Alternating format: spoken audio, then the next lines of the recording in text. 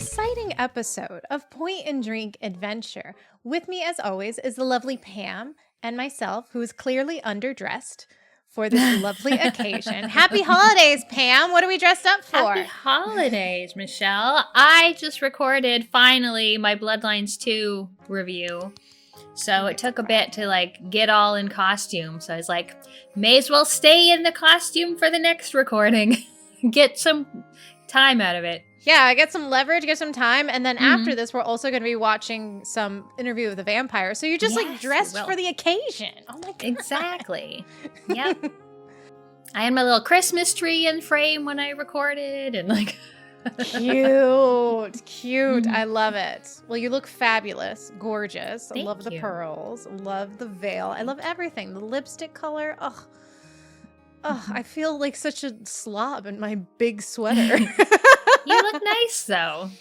I like also the very cute sweater. I like the little penguins. It's so cozy. I know the cute little penguins. It's my new Christmas sweater. I gotta get cute sweaters for no reason because we're adults. Yeah. But so since it's the holidays and we're having such a hard time picking cocktails, but that's fine because this is great because we are picking hot chocolate. Hot chocolate. Yours is so much better because yours is in a clear glass versus my DS9. Yeah, I did do a clear glass. I got my steamed milk on top of it. Used my espresso maker. Oh, it looks like it could use more stirring, but that's fine. That's fine. Yeah, I had a cute, really bougie marshmallow on top of mine, and of course, it's since disintegrated since I made this. But what did you put in your hot chocolate, Pam? So first of all, the actual hot chocolate, because I went to Winners hoping I could find some bougie marshmallows or something, but I didn't. So I found these hot chocolate bombs from Laura Secord. So they're little gingerbread men, but you just put it in the milk and it dissolves and it makes your hot chocolate for you. So it's a little gingerbread hot chocolate.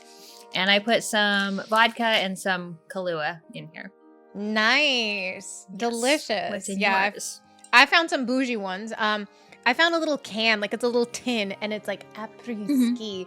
So one thing I've been wanting to use for a really long time is this bottle of Genepi, which is kind of like a green chartreuse. But what they do in France is if you're off skiing in the Alps and after a long day of fabulous skiing, because you're so bougie, you go to the ski lodge and have yourself a lovely little hot chocolate with a little bit of this stuff in it. So it's a French thing. It's called a vote chaude, French.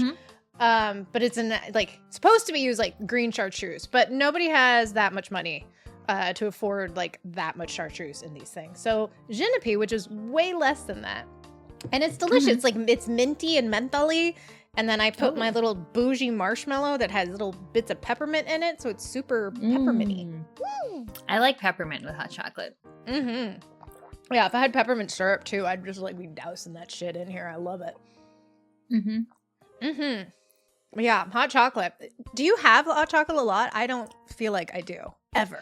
I don't have it a lot, no. I generally just for hot drinks drink coffee or tea before bed sometimes. But no, I'm not a huge hot chocolate drinker. Yeah, me either. I can't remember the last time. I probably got it when last time I was a kid with those really cheap packets with the bad marshmallows in it. You know what I mean? That was probably the last time I really had it. But apparently it was very trendy in the 1700s when I was looking up the history of hot chocolate. And apparently cured, they used it for curing stomach diseases and liver diseases. I mean, it's apparently very good for your stomach, besides the fact that it's 1 billion calories. But, but that's fine. Yes. We have so much to talk about. It's been a while. We do. It has been a while since I was there. Oh, yeah. That's a month ago. Jesus. Okay. I know. We've been bad. That's okay. And it's the holidays. So, that's our excuse and such. But Pam, before we start about the movies we watched, what's your favorite holiday movie? The Muppets Christmas Carol. Yes. I love that movie. That's my favorite real Christmas movie. But my other favorite holiday movie is Ben-Hur. Ben-Hur. I had no idea that was a holiday movie. Yeah, it's about Jesus. Oh, okay. I mean, Jesus is in it for literally 10 seconds. But it's about Charlton Heston discovering Jesus, you know, or like finding Jesus. So it's really a Christmas movie. Oh. Sure. Yeah, I haven't seen Ben-Hur. It's long. Mm-hmm. I don't. You know what? Just don't. You won't like it. Although the chariot scene's amazing. Oh my god, the chariot scene is like absolutely amazing. And the guy who plays like the bad guy, Masala, oof, sexy man's. I love him with his deep voice. Great movie. I love it. But if it's probably a bit too long for unless we're drunk, which you know that's always a possibility. So it is. All right, we got a ton of movies to go through. Pam, you go first. Okay. So the first movie I watched is called What Keeps You Alive. And it's not a very good movie. It's from 2018. It's Canadian. They're in Muskoka, and I love Muskoka, and it's very recognizable that they're there. But where's Muskoka? It's like 2-3 hours north of here, like cottage country. With like lakes and forests and everything. Okay. This married couple, goes up to celebrate their first anniversary, and it's two ladies. And while they're there, one of them finds that her wife is like, maybe hasn't been telling her the truth about some things. Like she meets an old friend of hers who mentions, oh yeah, our friend died and it was mysterious circumstances, and she starts really wondering if her wife is secretly a psychopath, and she is. And it's not a long movie, like it's only 90 minutes or so, but this main lady does not want to stay alive. Based on all of her decisions, I can only assume that she does not actually want to stay alive, because she makes the stupidest decisions in the movie, like multiple times of like getting away, and then it's like, yeah, but I think I'll just go back. Like, why would you ever go back? Getting other people killed, like just very bad decision making. So despite the nice scenery, it was a fairly dumb movie. Very frustrating. Well, I hope she died if she made stupid decisions. No, she didn't. Damn. Just everybody around her died. Everybody else. Just everyone else. Her stupid decisions, and she stayed alive. Well, was it at least a little entertaining-ish? It was entertaining. Like the psychopath wife was like pretty entertaining when she like really went crazy. So that part was fun. But yeah, just not well written. Very, very poor decision making, even for a horror movie. Like boo. That's okay though. You know, sometimes you need a dumb protagonist, I guess. What have you watched? So I finally decided I've got to watch this remake. I'm usually not a big proponent of like all these, like Hollywood just loves pumping out these remakes or reboots or reenactments of you know, just reusing IPs of the past in order to make money. So the Naked Gun series with Liam Neeson, I watched that most recent one. Wait, is that his name? I'm confusing. Leslie Nielsen is the original guy. Yes. Wow. I like just like died in my brain for a second. I was like, oh my God, did I say the wrong person? I can't. I love Naked Gun. Oh my God. So the original Naked Gun series is done by like the Zaz, like one of the Zaz guys. And I love them. All three of them. Don't care. Love them all. This new one is with Liam Neeson and Pamela Anderson. It's directed by the guy who did part of the Lonely Island thing. And it was surprisingly not as bad as I thought it was going to be. Like I thought I would just be rolling my eyes the whole time because like, oh, it doesn't get it. It's being stupid. But they did stay true to a lot of the original movie's tone and comedy. Of course, there are some jokes that don't really land. You know, I'm just like, you know, whatever. But yeah, Pamela, the two leads, Pamela Anderson and Liam Neeson, were amazing. They had great chemistry. I loved them together, and I felt like it got the overall gist of the originals without being better, but it wasn't as bad, so I can't be mad at it. It wasn't that bad. It wasn't that bad. It wasn't terrible, so I liked it. Yep, pretty much. My expectation was here. It was here. And it was nice to have like a modern comedy. Like, I just feel like it's so rare, or maybe just they just pump out comedies into like direct to streaming, and I just don't find them anymore. But I can't really think of a big comedy movie that's come out lately, unless I'm totally oblivious, which could be the case. I'm sure there have been some. Right? They're there. Now I'm trying to think about it and having a hard time naming any, but like there must be some. Yeah, I'm sure they're out in the world, but like not as advertised anymore. Remember when comedies used to be fun and big, and now they're just like no original IPs and just Adam Sandler reusing the same shit over and over again. So many Adam Sandler movies. What else have you watched, Pam? I want to watch more of this guy's stuff. Yeah. Yeah, so I watched Killing of a Sacred Deer because I really want to watch more of Yorgos Lanthimos, who directed like The Favorite and Poor Things. I really like all of his movies I've seen so far. So Killing of a Sacred Deer is about a strange family. Colin Farrell is a husband. He's a heart surgeon, and he's got a wife and 2 kids who are all very like strange and kind of like repressed. All of his movies have people with just like completely inappropriate emotional reactions to things. But he has also been hanging out with this teenage boy who you find out later, the boy's father died while he was doing surgery on him. So he's been just kind of like meeting with this guy, like boy, like kind of being a father figure to him. And then things get weird and it starts getting into like the myth of Agamemnon, and the kid tells him since he's responsible for his father's death, he needs to kill a member of his family in order to make up for the death of his father. And if he doesn't choose a person to kill, then they'll all die. So it turns into like this weird, like kind of horror movie. And it was just a really interesting look at this man who refuses to take any responsibilities for his actions ever. Like, that's... Wow. I feel like that's a very common thing. Not maybe like a common theme, but like something like that in all of his movies. Like especially like Poor Things, that woman was just like, she had no moral compass. And this guy has like doesn't want to take responsibility for his actions. And then I'm trying to think of like The Favorite. But yeah, like what you said, like they're just different, weird, interesting. Okay.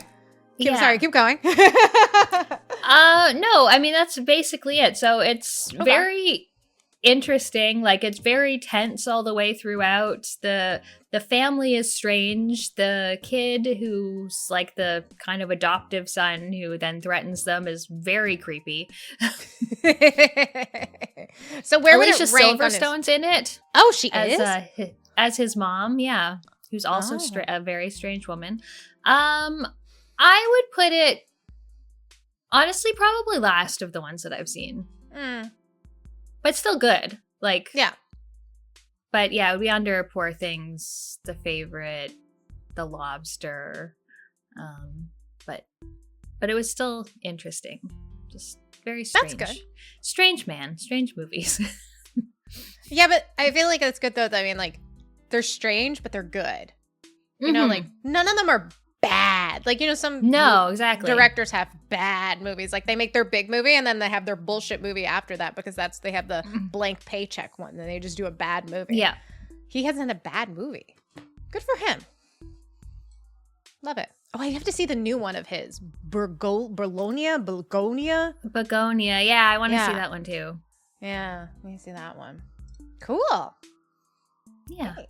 What else did you watch? Well, I had the full intention of making this a double by watching the original Running Man and then watching the new Running Man. But I didn't realize that the new Running Man was only in theaters still. And I'm like, I'm not paying a lot to watch this streaming at home, like, $24 or whatever. I'm like, fuck that shit. Yeah. I know it's going to be terrible. Like, it's all over the internet that it's terrible. Like, I don't care. So I only watched the original Running Man from 1987, starring beefy and sexy Arnold Schwarzenegger, who starts off as this military man he's a helicopter pilot, and he has it's a dystopian era where the government is, taken over, and they control the media. So everything that you see on TV is like not really true, and they have this really weird game, like media system, where they have very competitive games. So like one of the games, like there's the Running Man, which is the most popular one, but like this other game is like get the money but avoid the evil dogs. So you're this guy climbing up a rope while like vicious dogs are biting at his ankles, and he's trying to get cash. Like that's a game show. Like interesting. It's dumb. Anywho, so Arnold Schwarzenegger is a military guy. He's a pilot, and he's ordered to shoot civilians because they're protesting. And he's like, I'm not killing civilians. They're just like wanting food and like water. Like, I'm not going to do that. So what happened? So they capture him, send him into like labor camp. What the media portrays is that he actually shot them voluntarily, like against what the government told. Like the government told him, don't shoot them. And he's like, no way, I'm going to shoot them to make it look like he was the bad guy versus the government, since the government controls the media. And so he's in his labor camp, and him and his couple buddies, including Yaphet Kotto, who is in Alien, who we love, escape. And he gets recruited by the guy who was like in like Hollywood Squares a lot. Like, I don't know his name, into this game show because he's big, beefy, and sexy. So the game show is just he has to escape from these people that are trying to kill him. That's it. Oh. And they're ridiculous and over the top, and one sings opera, and a sexy woman joins him along the way, of course. And it was ridiculous. But it was entertaining. It's not a good Arnold Schwarzenegger movie. No. But it was entertaining, and it was fun, and it was over the top, and yeah, I kind of liked it. It was fun. Oh, that's cool. Yeah, I haven't seen that one. I want to see that one. I feel like I missed out on a whole bunch of like the 80s super action-y movies. Yeah, they're just fun, dumb fun. I like some dumb fun sometimes, So yeah. What else did you watch?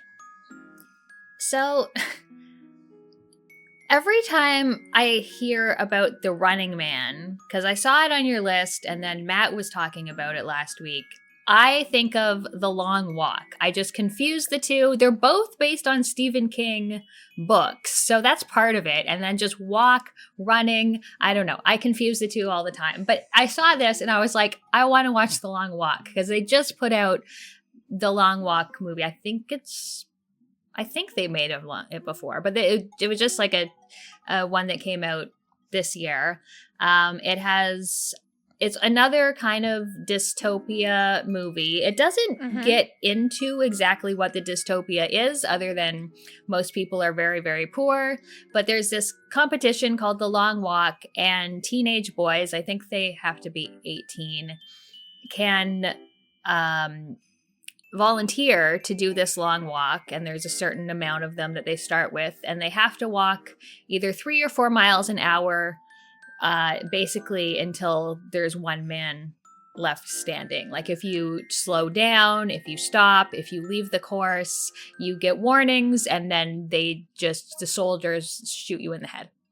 So the whole time they're just going through this walk, and so it's just all these men who are sort of becoming friends, becoming enemies, learning more about each other as they're going through this walk, and people are just keep getting shot in the head around them. Mark Hamill is like the general of this army who's like the leader for this walk, and he's like trying to spur them on. It's like, yeah, boys, you can do it. Whoever wins this gets a bunch of money and their wish granted. And so, yeah, it's just like one of those dystopic things. It's directed by the same guy who directed The Hunger Games. So, like, he's definitely got a type of movie.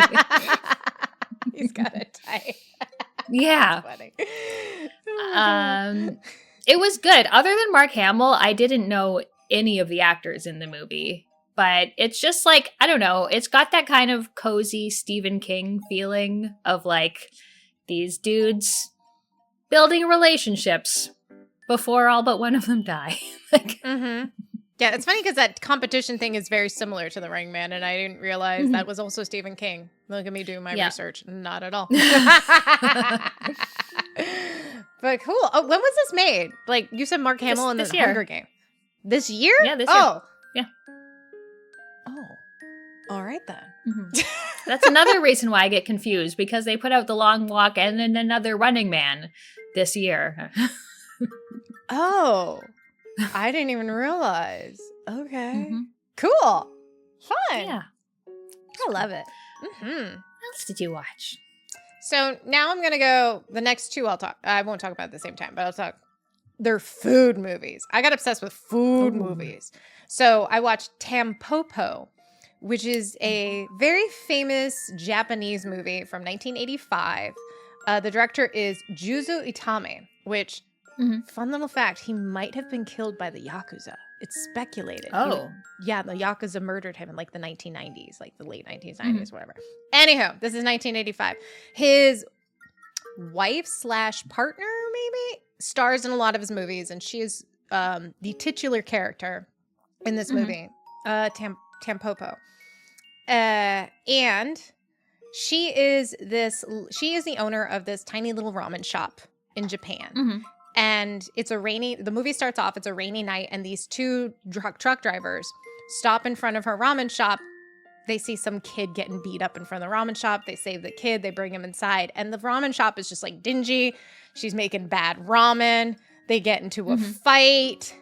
And then the guy decides, like, you could be doing so much more. You could be doing so much more with this ramen. I'm going to help you.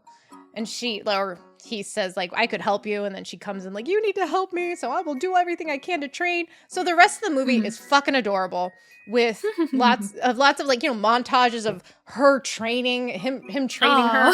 Cute little, like, she's running in these cute little sweater that looks very similar to this. And this cute little sweater, like, like you need to run to make a ramen. Like, I don't know. Moving pots around. It's so fucking cute.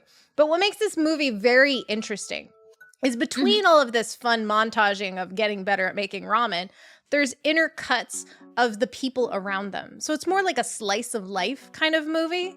But when it intercuts to different things, like a couple of businessmen, like a little side story of a businessman, or a little side story of this man who comes home from work and his wife is like really sick because she's been working too hard and she's dying. And like crazy things like that, like very strange. It doesn't feel like it's part of the story at all. It's just a slice of life. And it feels so random that even at the end of the movie, the last scene is going through the credits and it's just a woman in the park holding her baby breastfeeding. And the camera just zooms in on some nipple. Okay. I'm sitting there going, I'm just staring at nipple now. What is happening? But it's very interesting, very fun, very cute. The food, freaking fantastic. Very strange movie. There's even a Yakuza sort of guy in it. And the weirdest sex scene I've ever seen in my life, Pam. Oh, wow. Yeah, these people get like into some like food porn. But like, not like seeing food porn, like pictures like of sexy food. No, they like get weird with food. Oh. Yeah. It was very weird. But I really liked it. Yeah. Yeah, it was very strange. Interesting.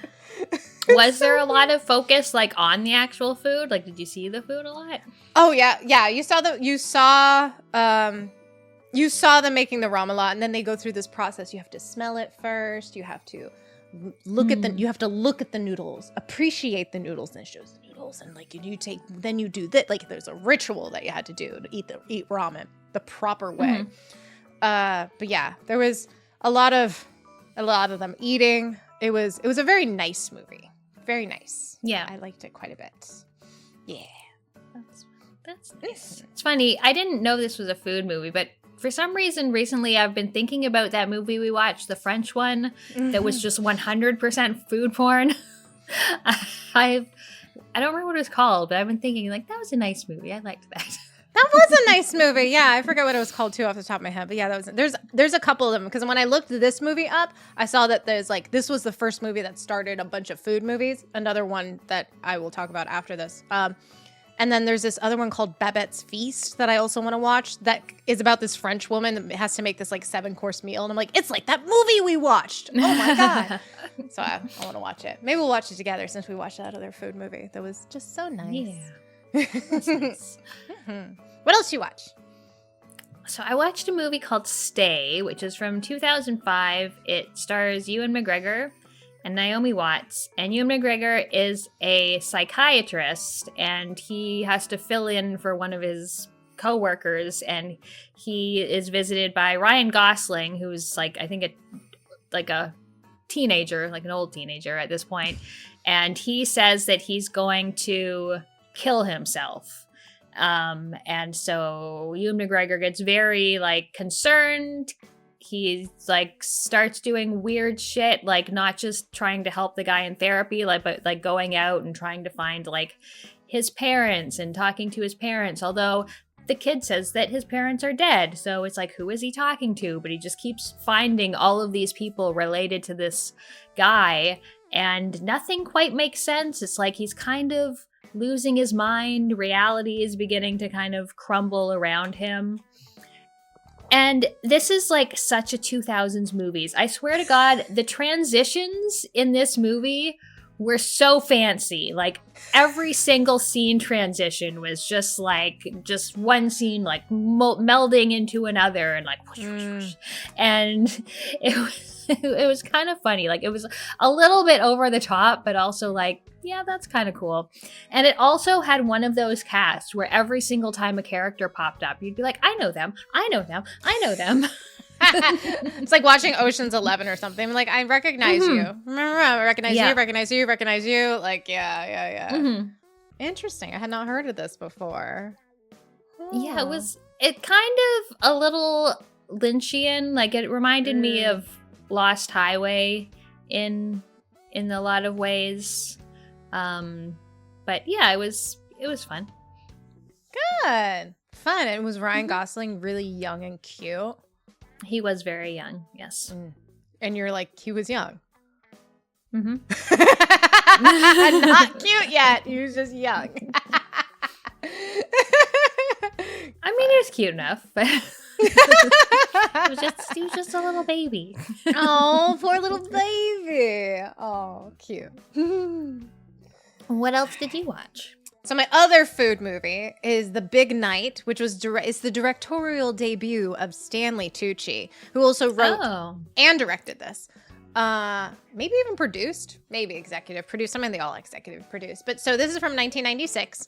This is about these two Italian brothers that immigrated to New York City, and they have this failing Italian restaurant. They're in the 50s. It's set in the 1950s. And they don't understand because Italian food is not really appreciated then. Everybody just wants spaghetti and meatballs, some basic shit. Like one of the first scenes in the movie, this woman is ordering risotto and she doesn't understand what risotto is and why did this take so long and where is the scallops? Like it's in there, it's in the sauce, like it's risotto, and she's like, it's just rice. So they don't have an understanding of just the general public. And so it's a very much a failing restaurant. So Stanley Tucci is the brother who takes care of the business. And then the other brother, Tony Shalhoub, monk guy, is the cook. And he's a very eccentric, I have things my way, because he is the creative artist. He is the master chef. He's the one cooking all the food, so he's a bit eccentric. Things have to be my way because this is the way it is done in Italy. So there's the conflict there, because the other brother just wants to succeed, because we came to America to climb the ladder to success, and they're failing. So they're failing. So Stanley Tucci is dating Minnie Driver in one of her first roles. Stupid hot. Stanley Tucci is also stupid hot in this movie. Just like, yeah, you wouldn't like I know you're like, he's hot. Like, I swear to God, Pam, he's hot. But so he goes across the street to this very successful restaurant, Italian restaurant, that is owned by Ian Holm, and he asks for money. But Ian Holm is like, no, I can't give you money. But what I can do for you is because I'm so big and famous, my restaurant is so busy every single night, is that I will get a famous singer, Louis Primo, to come to your restaurant. You just serve this big party. We'll get people to come. We'll get reporters to come there so they write about your restaurant, and that will promote your restaurant. And he's like, okay. So Stanley Tucci takes like all this money out of his account in order to support this party, tells his brother, and then the food porn starts, and it just gets insane. Oh my God. I want everything in this movie is so sexy. They make this like, I'm going to just put a picture of it on the screen, but it's like this built pasta where they make their own pasta and then they layer it kind of like a lasagna, but with like sauce, with like meatballs, pasta, meatballs, cheese, whatever. And then they bake it. So when they cut into it, it's like a slice of pie, but like the layers show. Oh wow. God. So much work into this fucking thing. That's just one course. And then there's this big suckling pig, these roasted chickens. Oh my God. Everyone talks about, for like at the end of the movie when they had the meal, they're like, this was the best meal I've ever had in my life. Like, this is it. Peak life right here. But it was a really, outside of the food being just sexy porn, it was a really good movie about the characters and how realistic and very grounded their relationships are. And I really liked it. It was a really, really nice movie. Really enjoyed it. Oh, that's good. I had never heard of it before. Yeah, neither did I until I Googled Tampopo. And then it talked about all these food movies that followed it, like created this sort of renaissance of food movies. And this was one of them. And oh boy, is the food sexy. Whew. The food and Stanley Tucci in that yellow shirt. You're gonna have to look up pictures of this. You're like, food and Stanley Tucci. Yes, Stanley Tucci in this yellow shirt and these pants. Oh, he's a sexy little man. Anywho, what else did you watch? I watched Portrait of a Lady on Fire. This is from 2019. It won like all the awards, I think, when it first came out. It's a French movie. It takes place in the 18th century, and an artist goes to an island off Brittany to paint the wedding portrait of a woman who is about to get married. But the problem is the woman does not want to get married, does not want to sit for a portrait, so she's basically tasked with hanging out with her and like pretending to be a friend or companion so that she can observe her enough so that she can paint her without her ever knowing. But then they fall in love. Of course they do. And it's just this gorgeous movie. It's just like beautifully shot. It's another one very much influenced by a myth. This one's Orfeo and Eurydice, and just sort of how they handle being in love, but knowing that this woman is betrothed to be married to someone else, and she's not really able to get out of it, and it just sort of goes through their lives. It's a very small cast, but just sort of looks at art and how we make the most of art and memory and what life was like for women in those days and in which ways they could make decisions for themselves and which ways they couldn't. And it was all just very beautiful. What era was the movie in? Sorry if I missed it. It's the 18th century. 18th century. Yeah, I've seen screenshots of this movie. It looks gorgeous. Should watch it. Should definitely watch it. Yeah. And all the art is really beautiful too. I was reading about it, and they had like an actual artist that they hired, and they would like show her hands painting when. I love art movies too. Like, it's like Van Gogh movies, like Lust for Life, like old art movies, or like a movie. I forget what it's called, but just like movies about artists, painters. I don't know why. Something I just love it. Oh, I need to watch it. Definitely. Yeah, it's very I will good. definitely watch. Yay. My last double pair.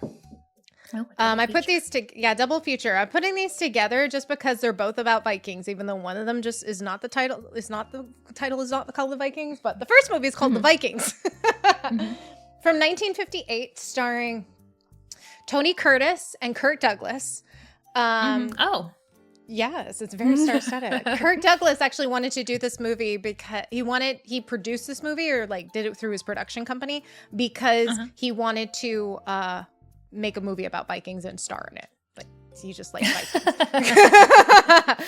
So it's in like 950, I think is about the time frame here, or 10s-ish, I don't know, era, the 11th century, whatever. And it's in England, and England is like not England yet. They're just like a bunch of like sort of warring states. Like everybody has like, you know, their lords and such controlling their land. And so the Vikings always come over to, you know, get food and shit because they live in the fucking Norse and Norse country, and they don't have a lot of crops. So they come pillage England and try to farm there and such.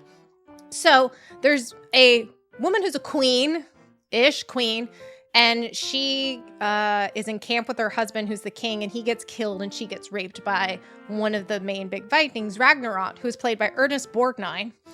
And she becomes pregnant, and then 20 years later, like, she sends the son away because, like, we can't, like, some other guy becomes king. Like, to protect the son, I'm just going to send him away to some Italian boarding school and hope for the best. She passes away, but then the kid grown up is Tony Curtis.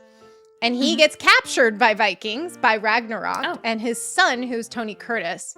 And it's about Tony Curtis and Kirk Douglas trying to get back at England, trying to pillage England, because there's this woman they want to grab in order to, like, marry her and steal land. And because that's what Vikings do. They just go back out and pillage. Yeah. So yeah, it's a very fun movie. It's very actiony. One of the fun little facts I like about it is Ernest Borgnine plays the father of Kirk Douglas, when Ernest Borgnine is like a couple months younger than Kirk Douglas. Oh, really? In the real life. Obviously Kirk Douglas is like in his 40s. I mean, they both are in their 40s. But like, Kirk Douglas is playing some 20-year-old man. It's like, Until he cast himself. Yeah. I mean, he's in great shape. He's doing all sorts of stunts, but, you know. Yeah. But I love this movie. It's very fun. It's very actiony. They're both great. The Vikingness in it, they actually built the ships the Vikings sailed. And so it's very realistic in that sense. So it's great. Love it. Second movie is The Warlord, which is also set around that same time period, about the 10s-ish. And it's Charlton Heston, who is a English dude who works for this duke, and he has to protect a happy little tower in England. And he's like, okay, I do everything the duke tells me.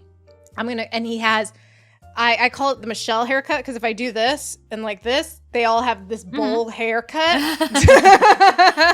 It's like a little fuckboy Ibiza haircut going on. They all have this haircut. And so Charlton Heston goes to protect the tower. And there's this little village that surrounds the tower. And he sees this woman there. Oh, yeah, she's sexy. She's sexy. He wants her. He has the right to her because this is before they even signed, what was that document called? Like I don't remember. Anyhow, people don't really have rights. So she wants to get married to this local dude, but he's like, fine, you can get married, but on your wedding night, you got to come sleep with me, babe. And it's like, okay, we're pagans, that's fine. So she goes up there, and then she doesn't come back because she doesn't want to, because Charlton Heston is like, I'll take care of you, babe. And she's like, well, obviously I want to stay here, then go back over there. Duh. Well, that pisses the town off, so they hire Vikings, the Frisians, to come attack. And there's other side stories, too. Like, the Frisian son is actually in the tower unknowingly. Blah, blah, blah, blah. Anyhow. Great movie. Oh, my God. The tower is so cute. Okay. I grew up with this movie. My dad has a movie poster of it. My dad has a little, like, figure of the tower because the tower is actually used to be at, like, Universal Studios California or something like that, or, like, in Disney, something wherever, California. So, yeah, it's a great movie. Lots of great action. Charlton Heston, again, probably a little bit too old to play the man. He's the age he's supposed to be, but great shape still. And it's a great movie. I love it. Watch old movies. What else have you watched, Pam? So the last movie I watched is called Slashback, which is from 2022. Oh, that's not 2 movies. No, yeah, it's just one movie. And this takes place in a remote Arctic community. Basically, the monster from The Thing comes down and invades the land, and a group of teenage/preteen Inuit girls are the only ones who know what's going on, and they decide they're going to hunt this creature down and get rid of it to protect their land and their people. So it's just a very fun kind of alien invasion /action-y /coming-of-age friendship movie. Ooh, in of course. An area that you don't get to see a lot of, like this beautiful Arctic area. Just everything looks so cold, like it's in the middle of summer, and they're all in hoodies. And so the movie, it's fun, it's entertaining. I think a lot of the stars of it probably had not really done a whole lot of acting, so a little rough sometimes, but otherwise, it was fun, and it was nice to see, like, just an area you don't see in movies ever. Yeah, the fucking cold, because nobody wants to go film up there. That must be, like, fucking hard. And, like, staying up there and, like the 50 people that has to be, I'm guessing 50, who knows? It could be absolutely more. But, like, at the production company, would to pay for that in the fucking icy upper north of Canada? No. But cool. When was this made? 2002, I think. Oh, okay. Yeah. Wow, 20 years ago, 25 years ago. Oh my God. Oh, wait. Sorry. It's 2022. Oh. Same thing. I was like, wait, that doesn't sound right. Like, oh no, I said the wrong number. Cool. Yay. Yeah. That's all the movies we watched. It's time for a refill that's not going to be hot chocolate, because I do not want to feel that bloated. Yeah, I don't need another hot chocolate. I'm going to have something else. Actually, I have wine right here. Nice. Oh, look at you. You're like, I have it right here. Pull it in. Well, I'm going to go make a drink. Break.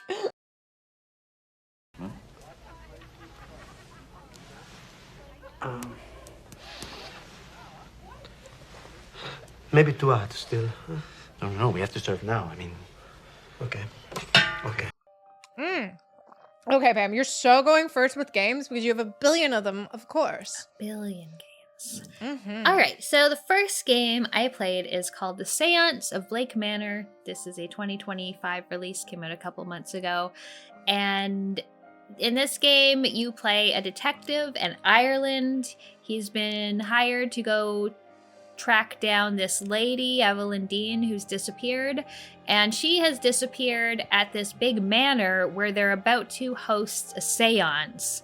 And you find out that, all the things here are a little weird, and so you end up not only trying to find out where Evelyn Dean is and what happened to her, but also investigating basically every guest at this seance because they all have something going on with them. The seance is bad news. You're trying to convince them that they need some like protection or they shouldn't go to the seance. And it's got a really cool like mechanical interface. So you're roaming around freely in this hotel, and every time you look at something or ask about a conversation topic, it takes up 1 minute. So it's like a timed thing. So you're doing this over a course of a weekend. There's things that happen, like everyone's sort of an expert in some sort of paranormal field. They have like talks scheduled throughout the day. Sometimes people are in their rooms, sometimes they're out in the dining room. So you get to keep track of, and it does it for you in your menu, of everyone's schedules. So you can see like, oh, I can sneak into this person's room at this time because they're going to be out in the gardens. And you can ask them about things and examine things. And it's a very cool, like, mystery deduction game while also letting you sort of freely explore and put things together yourself. And I thought it was excellent. Excellent. That timing that you're talking about, like, maybe it's also specifically it was on a train, but that one game you played on stream with the rotoscoping, The Last Express, yeah. Yes, it's like that, like where you're just like the time, depending upon the time of day, you know when people are or like the things that they do and such. Cool. Yeah. It reminded me a lot of that as well, but it's really interesting. Like, I love time limits and things in games, and it's not like that bad. Like, if you were to sit there and talk to someone and ask them about every single thing you could talk about, you could probably like waste time and run out of time to not do things. But as long as you're like, okay, like you search everyone's room, every time you look at their clothes, it's like, it's some clothes. So you learn like, okay, I probably don't need to look at everyone's clothes. But if you look at their shoes, it'll be like, oh, these are medium shoes. And he'll write it down in his book. It's like, okay, shoe size is going to be important here. So I like that. Nice. So like a very interactive point and click adventure where there is a time limit and there's stress. Exactly. Yes. Yeah, it was very good. And it's all like gets into Irish folklore and mythology, which is very interesting. I really liked it a lot. Nice. Yeah, I hadn't heard this. Is this a new game or ish? Yeah, you said it just came out in the last few months. Nice. I love this renaissance of point and click adventure games. Love it. Me too. And I love all the different directions they've taken. Yeah, it's not just like the very standard, typical Monkey Island kind of deal. Yeah. It's very, like, they add different things to it. More quality of life. Like, yes, thank God. Yeah. So, what did you play? I decided to play some first-person shooter and played Wolfenstein New Order. Yay. From 2014, I think. I think this was the first by Machine Games. I think it was Machine Games. Yes, Machine Games. This is like the first one of the new Wolfensteins, I think. Before they got bad with like fucking Youngblood and all that bullshit after that. Ugh, so bad. Yeah. But yeah, you play Blazkowicz. I don't know. They say it's two different people pronounce his name differently in the fucking game, and it drives me fucking bonkers. So it's World War II. You're on a plane. You are on a B-52 bomber or something like that, and you crash, and you got your buddy Fergus, and you're trying to just like go into this, infiltrate a Nazi base or whatever, and you get captured by Death Shroud, and he makes you make a choice who you save, and who you save depends upon like what kind of game you're going to have. I guess I saved Fergus. Because I liked how spicy Fergus was versus the other dude. So I'm like, I haven't heard you talk. Fuck off. So, so I chose to save Fergus. And then you're in a coma for 14 fucking years. And not really a coma. It's more like a walking coma. Like you're just like in this mental institution with sexy hot lady and her family. And Nazis have won the war. This is mythological. mythological. This is fake history. The Nazis have won the war, so Nazis taken over, but you're in this like mental institution. She is taking care of you, and 14 years later, the Nazis attack, and then you all of a sudden wake up from your coma, and you're like, I'm ready to kill. I haven't moved from this chair in 14 years, Some Nazis. but I can run around and kill things. Abso-fucking-lutely. So Yeah, you you save can. your hot girlfriend, and you end up joining the resistance and off to kill Death Shroud. And it's fucking awesome. It's good. It's It's such so a good game. I loved it. The shoot is good. Your different gun. I like how there wasn't a huge amount of variety of the guns. You know what I mean? Like it kept your shotgun, your assault rifle, your sniper rifle, and your pistol, or like, you know, those ones. So you didn't have like different variations of each. You had just those ones. I was like, oh, thank God. I don't have to think about like, is this the shotgun I like? You know what I mean? Yeah. It's just one shotgun. And so a lot of sneaky, which I obviously died a lot with. I actually liked the stealth in this. Like, it's not super in depth, but I enjoyed just going through. You know, you can take out a few guys early, make things a little easier for yourself. Though, in the most part, if you like didn't do good at stealth, it's like whatever, I can shoot them. Yeah, I can just, too. if I'm really good at the shoot, I can just plow through and just go boom, boom, boom, boom, boom, boom. And then, you know, a lot of times like a little mini boss will come up and then the more guys will pop up and you're like, okay, maybe I should take this strategically, but it's fine. Absolutely loved it. Actually, one of my favorite aspects of the game is, I forget, at one point, it maybe halfway through, your hot girlfriend, who you absolutely have sex with, and I think you see boob at one point, which is great. Or at least side boob. But she finds a diary of her aunt, and she is just reading the diary to you throughout those missions. Like you reach certain points in the mission and you have an excerpt to the diary. I loved hearing about Ramona's fucking diary and her story. Like, this one was fucking badass. Every time I saw little pop-ups like Ramona diary found, I'm like, oh my God, let's find out what happened in our soap opera this week. Yeah. I think the story is so well done. Like, you know, me, usually in action games, people start talking like, shut up, let me shoot things. But like, the story is so well done, and it's such a nice blend of like the action and the storytelling. Yes, I actually wanted more story. Like, I feel like I missed so much. Like, I probably missed things that I probably could have gotten more for if I got more intel or got more of the Enigma codes. Like, is that going to give me more story? That kind of thing. So it was really, again, yeah, like you said, really well done. All of the characters are so great. The former Nazi who turned good guy because the Nazis killed his family is seeking revenge, to the guy who is literally half his head is gone. So he's very childlike because he has half a brain. He's got a backstory and fucking fabulous. I loved everybody in this fucking game. So good. I thoroughly enjoyed it. I downloaded New Colossus immediately. Haven't started it yet because I wanted to take a hot second break because we had to play other things.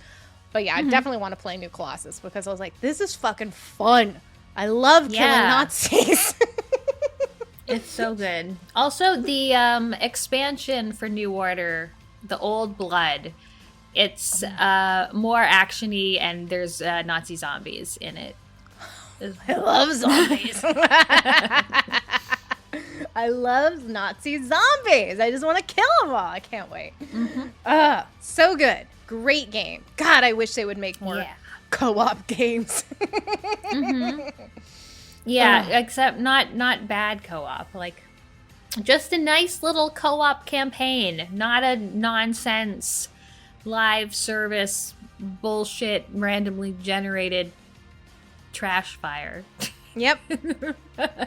Yeah. Give me more World War Z or that. Make that game co-op with like 3 other dudes in my party, and we just like me, Fergus, fucking Anya, and the fucking woman in the super suit. Eventually, you know, just I need a party of 4. Let's go. Yeah. What else have you played, Pam?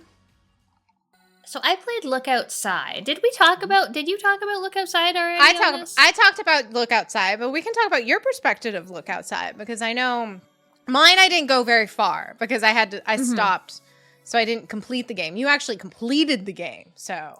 I did, yes. So Look Outside is like a turn-based kind of like role play game, dungeon crawly kind of game.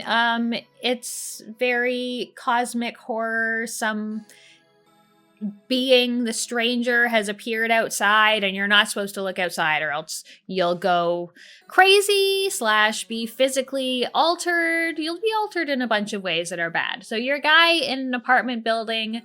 Everything's gone to shit around him. His neighbors, many of whom have looked outside, are now looking way different than they used to at some point. And you have to basically survive 15 days. I think that's the original goal. While you're exploring your apartment building, you're finding new people you can add to your party. You're finding people who want you to do things for them, quests to track down. Sometimes like the power will go out. You have to figure out how to turn it on, or you figure out how to get into certain doors so you can explore further. And it's got very cool art, like very gross looking monsters and things.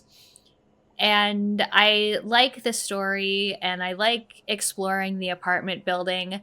I found that the turn-based combat and just sort of all the combat related stuff, like the amounts of inventory and just like the different weapons, and just like by halfway through it, I was like, can we have less combat now? Like I'd like to fight less, please. Yeah, I would like to not have to worry about my weapons breaking because I'm in a fight and item management, and you have zero money. At least I've always felt like I never had a lot of money. So I just like, if I bought something, like, is this going to be worth it? Like, what if I find something? And then just like, there's a lot of like if you have a particular item to use it again in a fight, there's not a lot of like indicators to use it in that fight sometimes unless you've really explored and like paid attention. I'm like, that's not me.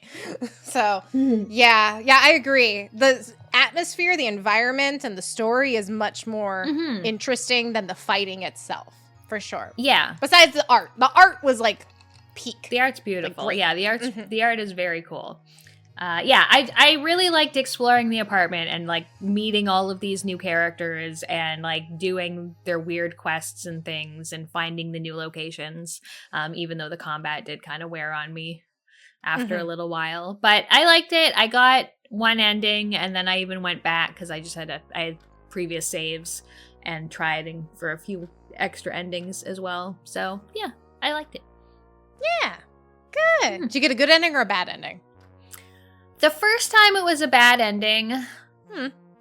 The second time, I mean, it was I don't know that any of them were good endings, actually. Now that I succeeded in what I was trying to do the second time, but it was still like, yeah, there's still this cosmic horror out here that like, what do you think you're gonna do? Beat it? Like, I love the first thing I did in the game. They're like, don't look outside. I'm like, okay. Look outside. I immediately looked outside, yeah. Yeah, fam. I knew it. I was asking Seth that from IndieQuest. I was like, did you look outside? He goes, no. I was like, what do you mean, no? What do you mean, no? You gotta try just to see what it does. Come on, it's fun. What do you mean, no? Yeah. Yeah. What else did you play? So, I've been playing outside of our happy little co-op group with Seth from IndieQuest and our buddy Ross and Briz, my usual co-op culprit, is Abyssus. Abyssus? Whatever. It is a roguelite.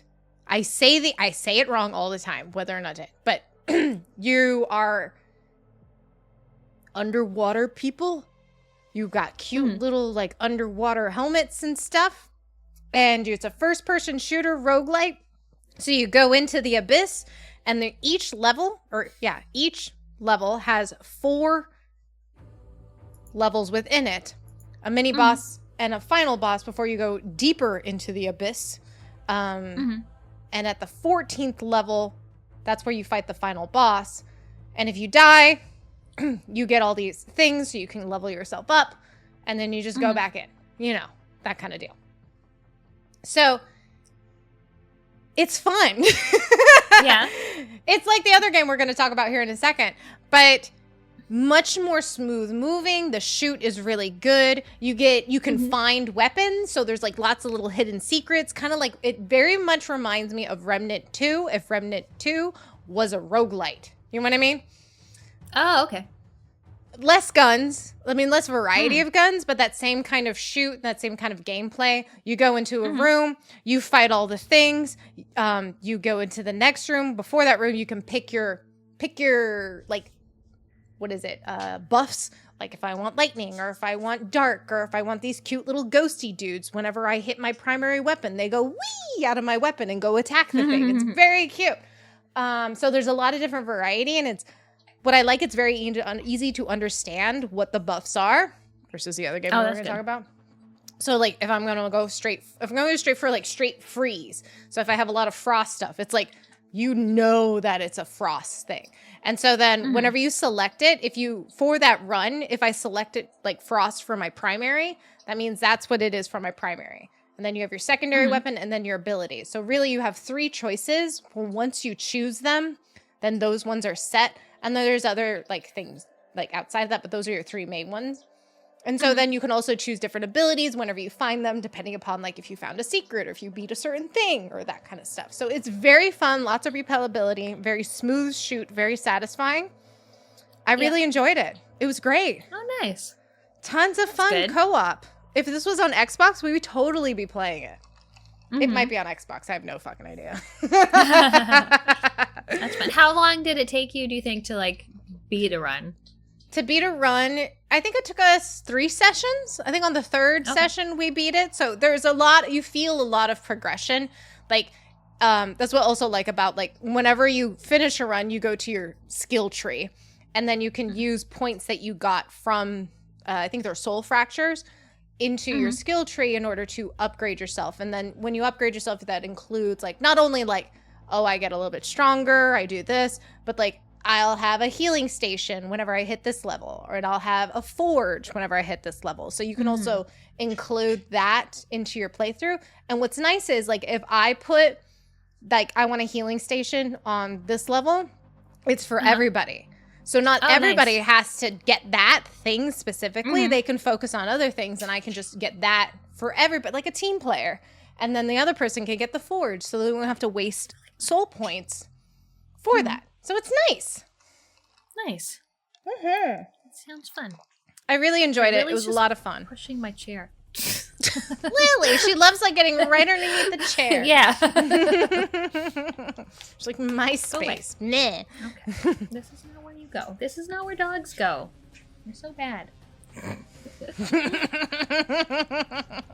Poor Lily. What else have you played, Pam? So next game is called Galaxy Princess Zorana, which I just found out about not that long ago. This is the follow-up to a game I really love called Long Live the Queen, which is like a role-playing management, also survival, since everyone's trying to fucking kill you, game, visual novel, where it's very similar concept where your father, the Galactic Emperor, has died, and now you are going to be the Empress. But before you can do that, you need to gather votes. People need to vote you in to be the Empress, in addition to like being the daughter of the previous one. So you have a skill, not a tree, but a skill page spreadsheet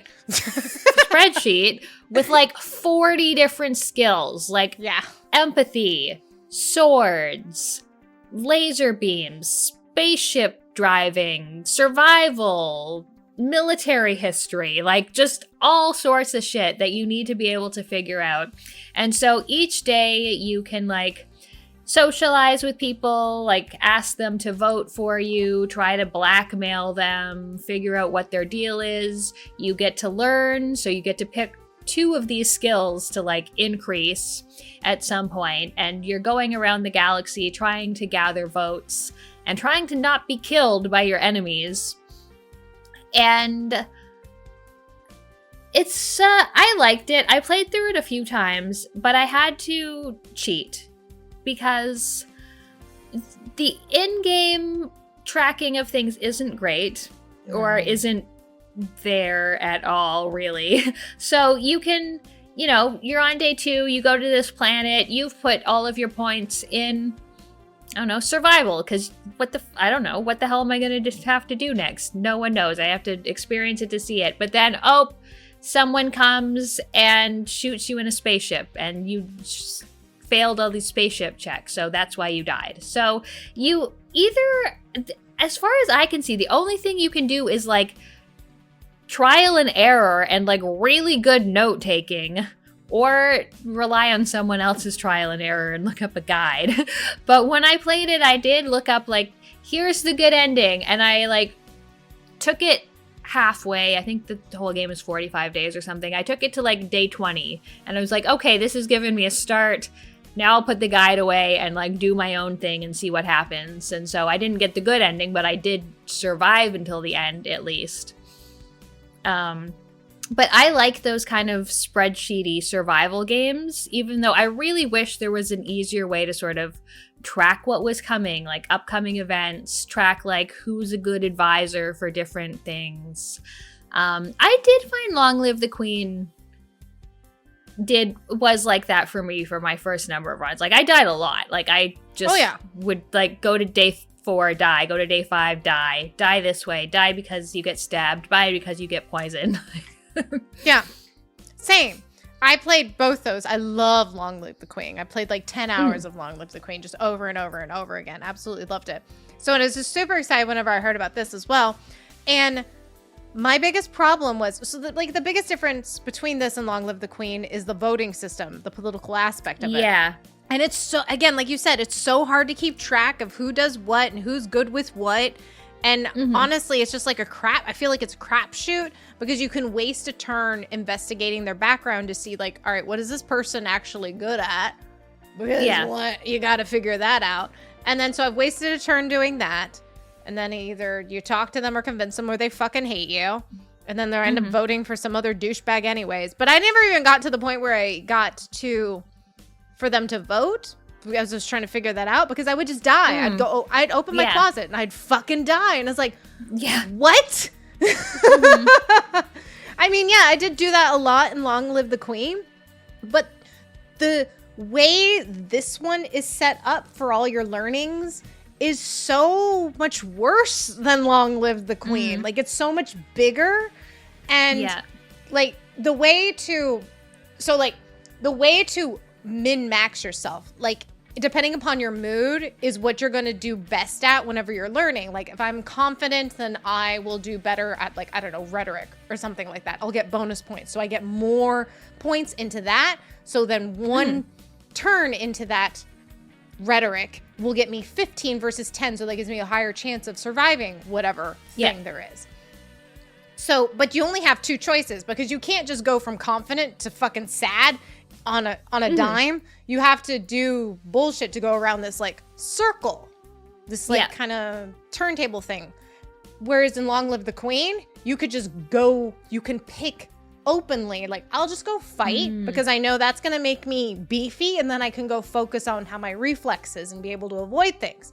Versus this, you had to make several turns to get over there to that thing. Yeah. So it's much more, you gotta really know what you're fucking doing, and there's nothing that tells you it at all. Yeah. It would be so nice if this had like an in-game journal, even things that are happening. And it's like, oh, on day 20, there's a ball on this planet. Yeah. But that doesn't get tracked anywhere. You just have to remember. Yes, like at one point, because there's a lot of dialogue in these fucking games, like way a lot, which I get, it's those type of games. So I half the time peruse it. I'm just like, keep going. And I remember the guy was saying like, okay, 2 days from now, if you're not in this area, this thing is going to happen. And if you miss it, then you miss it. And I was like, okay, I'm going to remember. Go through, go back. And I was like, I fucking missed it because I'm a fucking idiot, because you have nothing to track it or remind you. And you have to keep moving to get your fucking points, and you're fucking talking to people. So it's just, it was really hard to track. I was kind of disappointed just because I was like, could go back. I went back into Long Live the Queen just to see like the differences. And it's so much more streamlined and simpler. Like, I think it went to try to go too big. It was too big. Too much, yeah. Yeah. Like, there's too many variables for everything. Everything. I'm like, and there's so little time before you die. Like, yeah. I built a closet and I died. No. Yeah. Yeah. Yeah. I still love Long Live the Queen. Yeah, me too. What else did you play? We played Sworn. Sworn on our Wednesday night co-op games. This is a roguelite where you play, I don't know, a knight of some sort, and you gotta go kill King Arthur. Yep. And that's it. It's Hades, but with Arthurian legend instead of Greek myths. Yep. It's Hades with Arthurian legends. In a nutshell, that is it. Whenever you select a door, whenever you're gonna go, you can either pick this person or this person, depending on what buffs you want or what items of currency you want. My biggest complaint was it's hard to remember who the fuck does what, because one would be like, this is Mab and this is Gorgonon, and I'm like, yeah, huh? Yeah, like some of them, once you saw them, it's like, okay, she's got snowflakes around her or she's on fire. But like sometimes if you just see them or see their name, it would be like, what do you do? Like, oh, you cause weakness or you stun. It's like, why would I have known that based on your name? Exactly. Why would I have known that? So yeah, then when you select them, you can put them on your primary, secondary, very similar like how we talked about with Abyssus, and it's again very Hades-like. You can unlock a bunch of different characters with a bunch of different weapons to them depending on how many levels you have beaten with that particular character. And it's pretty difficult because it turns into fucking bullet hell with 4 players. Oh yeah. Oh my god. Yeah, when I went and I did a run by myself and there was like 2 enemies and then I beat the level and I was like, oh, well that's different, because with 4 people, just a million things on screen, they're jumping at you and they're throwing projectiles at you. And anytime someone dies, you have to bring them back with either gold or your own health, or it gets to the point where you don't have enough of either, and everyone takes a maximum damage curse of 25%. So, so bad, which we had to do a lot, especially the first couple runs that we did, because we were dying a lot. Thankfully, we got better. And so then by the end, when we actually did beat it, I think it was... Love you, Briz. But only Briz who kept dying. Poor Briz. He hated Sworn. I know. Poor Briz. He's not used to being the worst one. He's not. Usually that's me. How's it feel, bitch? Oh. I thought it was fine. We beat it, so it was fine. I liked it. Like, it really was very much like Hades. And, you know, Hades is a better game, but also, and I'm saying this is a positive, but, like, the story and voice acting and music in Sworn is, like, not nearly as good, but it also made me feel so much less pressure. Like, Hades, I was like, I want to finish all these story beats. Oh, if you want to finish those story beats, you need to run these dungeons 1,000 times. Whereas this one, we got to the end, we beat King Arthur, and we're like, we're done. We win. Goodbye. Like, bye. Like, you could do the true ending through Lancelot, and it was like, nah. Fine. We beat it. It's great. Yeah. We did a good job.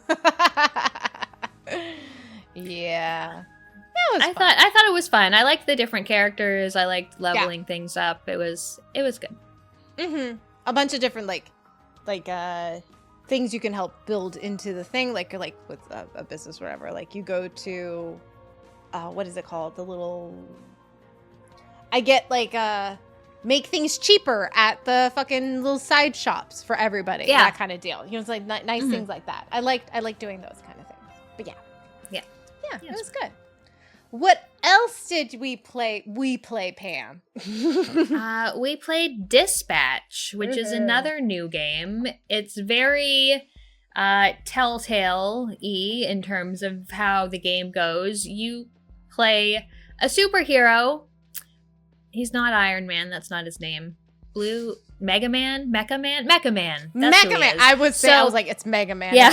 Yeah. It's not. So he doesn't have any superpowers, and it's in a world of superheroes, but he has this Mega Man suit that his father built, so he basically made himself a superhero, like Iron Man or Batman or something. And he ends up working at a superhero dispatch agency with the Z team, which is like the shitty superheroes who used to be villains. And so this game is, I would say, 60% watching a cartoon. Yeah. It's a movie. Very funny, very well written, really yes. good voice acting, a ton of dick jokes. Oh my god! Like when the first, I think it was like the first scene, and the green toxic dude's penis guy. is just hanging out. I was like, what? Yeah, yeah. And then 20 or 30% doing this superhero dispatch game. So each of them have different skills, mobility, fighting, smarts, and so calls come in that could be anything from like, my cat's stuck in a tree, to there's a bomb in this building, go evacuate people and not detonate, disarm it. And so you're dispatching the superheroes, you're sort of building a relationships with your whole superhero team and making decisions, doing some quick time events to get through it. What did you think of Dispatch? I really enjoyed it. I thought it was a great time. Obviously all of the money and the focus was on the movie aspect of it. Yes.